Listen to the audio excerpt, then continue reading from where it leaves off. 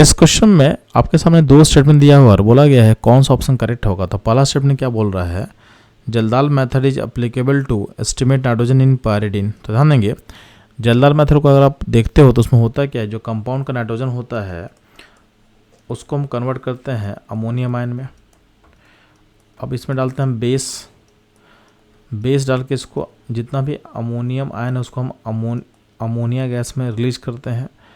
तो अगर इस अमोनिया गैस को अगर हम एस्टिमेट कर लेंगे तो इनडायरेक्टली क्या होगा, आपका नाइट्रोजन एस्टिमेट हो जाएगा।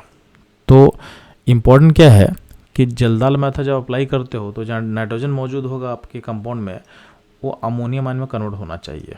ठीक, अब प्रॉब्लम क्या होता है कि अगर आपका जो नाइट्रोजन है अगर रिंग का पार्ट होगा, रिंग का मतलब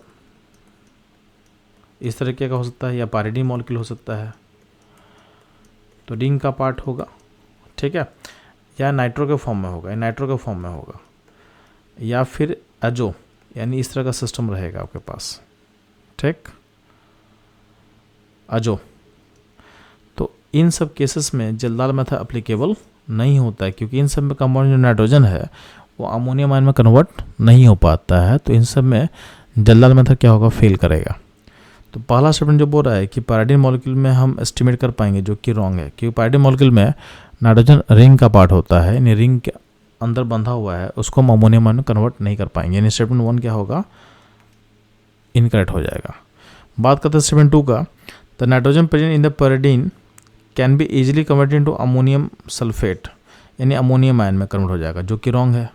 पायरिडीन में चूंकि आपका नाइट्रोजन क्या रिंग का पार्ट है तो वहाँ से अमोनियम आयन में कन्वर्ट नहीं हो पाएगा, यानी भी स्टेटमेंट क्या होगा, फॉल्स होगा। तो दोनों स्टेटमेंट फॉल्स होगा, मतलब आपका स्टेटमेंट जो होगा 1 इस क्वेश्चन का करेक्ट आंसर होगा। तो ये था इस क्वेश्चन का इन्वॉल्व की कॉन्सेप्ट, उसका एनालिसिस एंड सॉल्यूशन। मूव करते हैं हम लोग नेक्स्ट क्वेश्चन पे।